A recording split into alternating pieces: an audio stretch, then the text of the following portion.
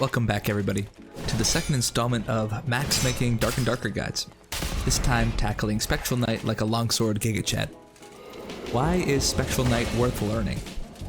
Maybe you're here so you can farm Spectral Fabric, which has a 10% drop chance from this boss, for 10,000 gold a pop. Maybe you're here to hit that sweet pile of royal gems toward your coin chest. Or maybe, just maybe, you want to kill the boss just cause it's fun.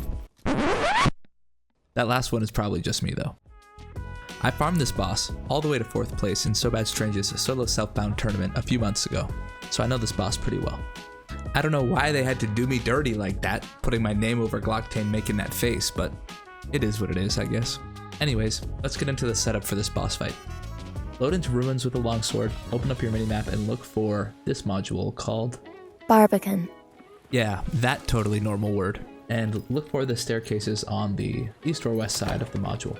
I got a good spawn, so I'm already in the Spectral Knight module, and all I have to do is speed walk down these steps. The first thing you want to do when setting up for this boss fight is get both doors open. If you walk along the wall right here that goes in front of the double doors, you will aggro the boss. So it's really important that you go the other way where you will not pass the double doors and really hug the wall. As you can see here, I'm really pushing my character model against the wall so I don't aggro the boss. Now we've made it to the module, we've got the doors open, and it's time to start learning the attack patterns for this boss.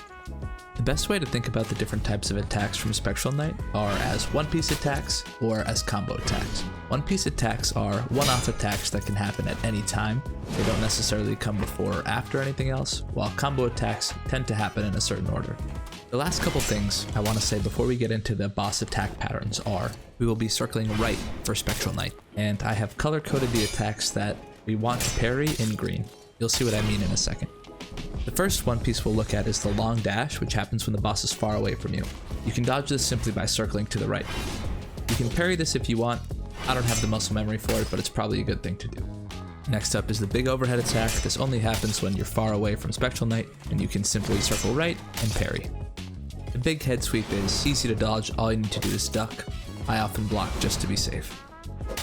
The little overhead is a lot like the big overhead, except it comes out faster and happens when you are close to the boss. Dodge this by circling right and put your sword out to the left to parry.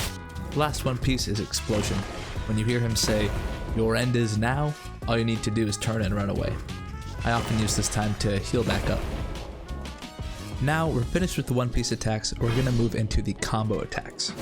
Something important to keep in mind here is that our goal is always to avoid damage on the combo starter and finisher, and land the parry riposte in the middle. A lot of the starter attacks are easily parried, but if you go for the parry riposte, Spectral Knight could continue the combo while you are in your riposte animation. The first combo starter we have here is the thrust. You can dodge it just by circling right. Next up is the diagonal down slash. You can either turn left and block with your sword, or move to the right and jump. And the last combo starter is the diagonal up slash. All you have to do here is circle to the right. Next up are the combo middle attacks, and this is where we are really going to get some good DPS on Spectral Knight. First up is the high sweep, and we block this by crouching and sticking our swords straight up. Then we have the low sweep. You can block this by crouching, looking down and to the right. Make sure you're not too close to Spectral Knight for this one, or he will hit you in the toes. And then the last combo middle is the shoulder charge. You can't parry this one, just circle to the right to dodge. Finally, we're on to the last combo attack. There's only one finisher, and it is this jump slam. I've found the best way to dodge this is to either keep moving under the boss or step to the right. Now that we have an understanding of each of the individual pieces of the combo, I want to show you an example. Here's an example where we dodge the starter, we parry the middle, riposte, and then evade the finisher. The last thing Spectral Knight will do to try and kill you is this phase change. When you hear him yell, "Die," run as fast as you can. On fighter, I often use sprint here. If you're really cool and you're doing this on sorcerer, you can use icebound to immune yourself from the damage of the phase transition. With practice, you'll start to get a feel for when the boss is about to phase, but sometimes you're locked into a riposte and he starts phasing.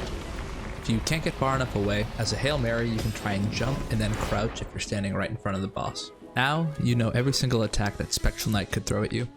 The last thing I want to do for you guys is show you a demo where I am killing Spectral Knight in base kit on fighter.